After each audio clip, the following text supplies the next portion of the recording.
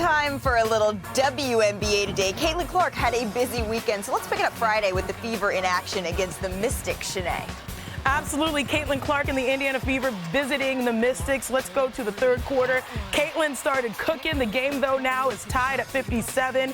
Now, as the lead increases, look at that, coming off of the down screen. No, it's a problem. And as he starts to get stronger, she said she was going to get in the weight room during the break because as she gets stronger and better conditioning, these shots are going to happen more regularly. From down screens to downtown. That's where she was knocking it down. To the fourth quarter, Fever up 3 and inbounding. Caitlin Clark, look at that. Signature step back again. She knows it. She's starting to feel it, and it takes time. Look at the footwork. Yeah, we saw it in the NBA with Victor Wembanyama. You are a better player as the season progresses, and we're starting to see her shot fall at regular. And just 23 seconds later, another one goes down. Caitlin was cooking and made history along the way, knocking down 7 threes. But watch this. Carly Samuelson. Okay. Go Stanford. Knocks down. Okay. Wait, okay, leave me alone. I know you're Mr. Arizona. Mystics now down 2 and inbounding, but the shot will go as the Fever hold on to win 85-83. They improved to 3-9, and Clark finished with 30 points, 8 rebounds, 6 assists, and 4 steals. The Mystics remain winless now 0-12 after losing again Sunday to the Liberty, Malika.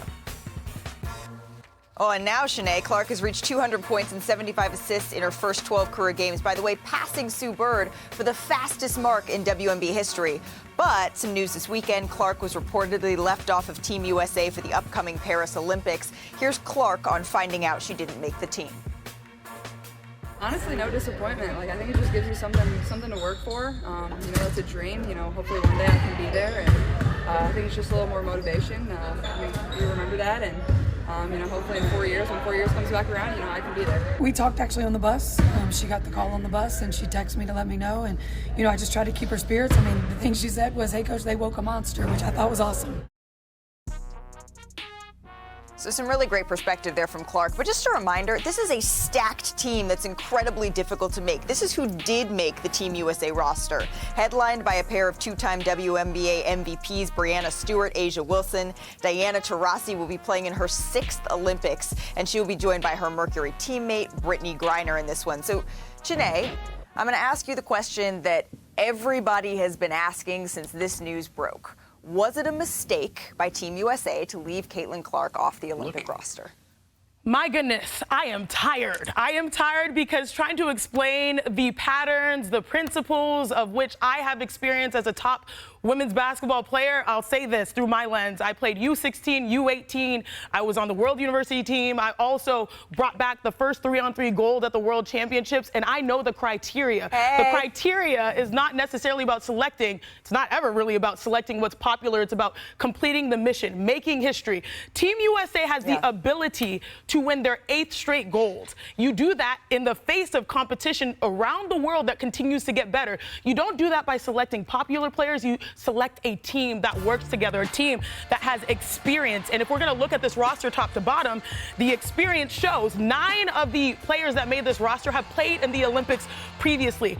2 that are not listed in those 9 are all WNBA, and 1 is the finals MVP. That's Kalia Copper. So they went by experience. Also, you can also realize that there could be many rosters that the USA could field full of snubs, like Arike Ogunbowale, who is number 2 in the WNBA right now, that did not get a spot. Dewana Bonner, who potentially could have been contributing to this squad. So yes, it was a miss potentially for growing the game, but they want to complete the mission and make history by bringing back another gold. And I think Caitlin said it best. She can rest, and she can also be a monster the second half of the season. And then on top of that, she can make her debut where she is set up for success, potentially in 2024 at home with all the lights globally on her there. I think it's a big miss for a variety of reasons.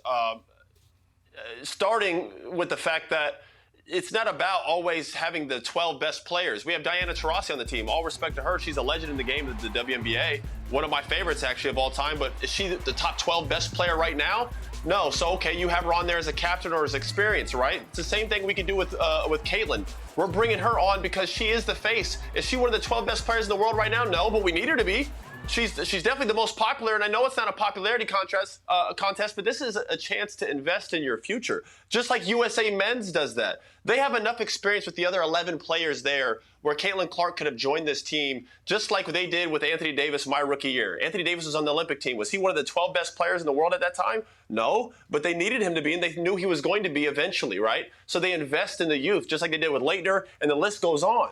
So I know she's really popular, and there's been a lot of issues as of late in how much deserved notoriety she gets. But this is a chance for USA, I thought, to not only have a really talented young player on their team, but just from a business standpoint, to continue to have the game evolve, have people tuned in and watch. So I thought it was a miss.